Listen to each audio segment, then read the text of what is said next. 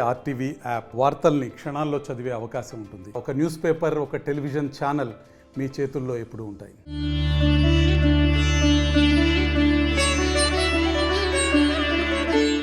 అందరికీ నమస్కారం, welcome to our channel. ముందుగా ప్రేక్షకులందరికీ శ్రీరామ నవమి శుభాకాంక్షలు. భక్తులందరూ కూడా తమ చేతుల మీదుగా శ్రీరాముని కళ్యాణం జరిపించడానికి ఎక్కడెక్కడి నుంచో కళ్యాణానికి చూడటానికి అలాగే జరిపించడానికి వస్తూ ఉంటారు.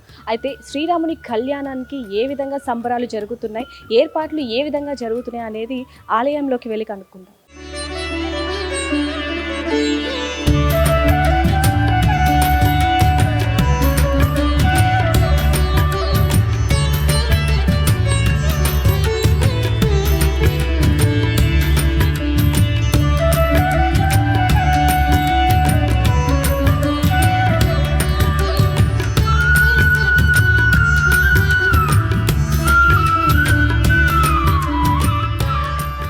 నమస్కారం అండి. ముందుగా మీకు శ్రీరామనవమి శుభాకాంక్షలు. అయితే ఎంతగానో ఎదురు చూస్తున్న మన శ్రీరాముని కళ్యాణం అయితే వచ్చేసింది. మరి ఏర్పాట్లు ఏ విధంగా జరుగుతున్నాయండి? జై శ్రీరామ్. నమస్కారం అండి అందరికీ. ఈరోజు సాయంత్రము ఉప్పు కొట్టడము, ఎదురుకోళ్ళు, సీతారామచంద్ర స్వామిని పెళ్లి కొడుకు చేయడము, అమ్మవారిని పెళ్లి కూతురు చేయడం లాంటి కార్యక్రమాలు ఈరోజు ప్రారంభమవుతాయండి. పెళ్లి గద్దె వేయడము ఇలాంటి కార్యక్రమాలన్నీ ఈరోజు ఉంటాయి. రేపు ఉదయం 9:30 గంటలకి సీతారామచంద్ర స్వామి కార్యక్రమం. ఇది చాలా గుళ్ళల్లో చేయరు, కానీ మనము పట్టాభిషేకము అనేది భరతుడు శ్రీరామచంద్ర స్వామి గారికి ఒకే రోజు 500 నదుల నుంచి నీరు తెప్పించి అభిషేకం చేయించి పట్టాభిషేకం చేయించడం జరిగింది. మీరు కూడా పట్టాభిషేకం చేయబోతున్నారా అండి?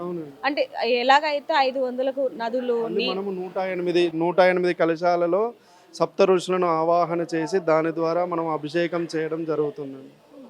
అయితే ఏ విధంగా అయితే మానవుల పెళ్లి జరుగుతుందో, కళ్యాణం జరుగుతుందో, అదే విధంగా రేపు శ్రీరామ నవమి అంటే శ్రీరాముని కళ్యాణం కూడా మీరు అదే విధంగా జరిపించబోతున్నారా?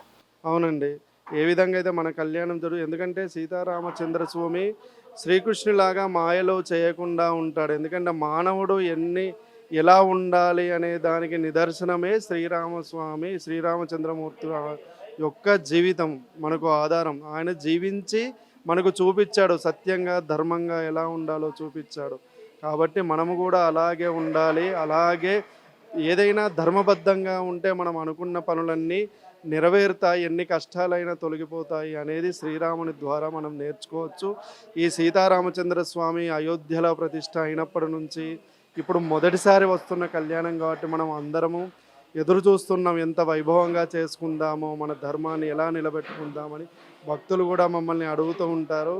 రేపు మన కళ్యాణము ఎలాగైతే అందరి జరుగుతుందో అదేవిధంగా సీతారామచంద్ర స్వామి కళ్యాణము అంగరంగ వైభవంగా మన శివరామాంజనేయ స్వామి దేవాలయంలో కన్నుల పండగగా జరగబోతుందండి.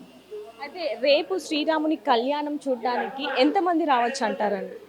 మా అంచనా ప్రకారం ఒక 1500 నుంచి 2000 మంది వరకు రావచ్చండి. ఇక్కడికి రావచ్చు. ఎందుకంటే ఈ దేవాలయం ఒక 100 సంవత్సరాల పురాతనమైన దేవాలయము. ఒక సంవత్సరం క్రితం దీన్ని రినోవేషన్ చేసి మళ్ళీ కొత్త విగ్రహాలు పునఃప్రతిష్ఠ చేయడం జరిగింది. సో ఈ కొత్తగా ప్రతిష్ఠ అయిన తర్వాత ఇంకా బ్రహ్మోత్సవాలు, మొదటి బ్రహ్మోత్సవాలు కావలేదు మన గుడికి, నెక్స్ట్ మంత్ ఉంటాయి. ఈ లోపు వస్తున్న అతిపెద్ద పండగ మనకు సీతారామ కళ్యాణం. సో ఇది అంగరంగ వైభవంగా మన దేవాలయంలో నిర్వహించుకుంటున్నాము. అంటే శ్రీరాముని కళ్యాణం అనగానే భద్రాచలం గుర్తుకొస్తుంది ప్రతి ఒక్కరికి కూడా. అయితే ఇప్పుడు మీరు అన్నట్టుగా ఈసారి మన అయోధ్యలో శ్రీ బాలరాముని ప్రతిష్ఠించడం జరిగింది. అక్కడ కూడా ఇదే విధంగా సీతారాముల కళ్యాణం జరగబోతుంది అంటారండి? అక్కడ కూడా ఇదే విధంగా ఇంకా వైభవంగా కూడా జరగబోతుంది. అక్కడ అన్ని నదీ జలాలతోని అభిషేకాలు చేసి ఆవాహనలు చేసి అంగరంగ వైభవంగా కళ్యాణం అనేది అక్కడ కూడా జరుగుతుందండి. అయోధ్యలో కూడా జరుగుతుంది. మనకు భద్రాచలం ఇక్కడ మన దక్షిణ భారతదేశంలో ఏంటంటే ముఖ్యంగా మన తెలంగాణ, ఆంధ్ర ప్రాంతాల్లో మనకు ఉన్న ఏకైక దేవాలయం అనేది సీతారామచంద్ర స్వామిది భద్రాచలం అనేది చాలా విశేషంగా జరుగుతుంది మనకు. సో అక్కడ ఎలాగా ఏ సమయానికి జరుగుతుందో మనము కూడా అదే సమయానికి కార్యక్రమం అనేది జరిపించడం జరుగుతుంది. అదే గురుగారు, చాలా మంది కూడా శ్రీరాముని కళ్యాణం చూస్తేనే చాలు సకల పాపాలు పోతాయని ఒక నమ్మకంలో ఉంటూ ఉంటారు. అలాగే అక్షింతలు కూడా ఇంటికి తీసుకెళ్తూ ఉంటారు. చాలా మందికి అవి ఏం చేయాలనేది తెలియదు. అసలు ఆ అక్షింతల్ని ఏం చేస్తే బాగుంటుంది? సీతారామచంద్ర స్వామి కళ్యాణం అనేది చూడడం అనేది ఎన్నో జన్మల సుకృతం ఉంటాయి, కానీ మనం ఆ కళ్యాణాన్ని కనులారా చూడలేం. ఆ కథలు విన్నా కానీ చూసినా కానీ అంత ఫలితాన్ని ఇచ్చేటువంటి మహత్తరమైనది సీతారామ కళ్యాణం. ఈ కళ్యాణం అయిన తర్వాత తలంబ్రాలు ఏదైతే మనం పంచుతామో అవి పెళ్ళి కాని వాళ్ళు శిరస్సు మీద వేసుకోవచ్చు. పెళ్ళి అయిన వాళ్ళు తమ ఇంట్లో ఏది మన బీరువాలో వేసుకోవచ్చు. లక్ష్మీ స్థానం అంటాము, అక్కడ వేసుకోవచ్చు.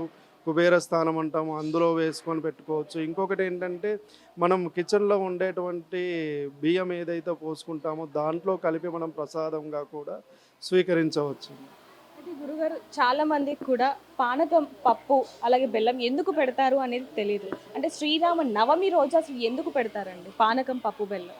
శ్రీరామనవమి రోజు బెల్ల పానకం అనేది చేయడం విశేషమండి. ఎందుకు అంటే ఇది మండుటెండలో జరిగే కళ్యాణము.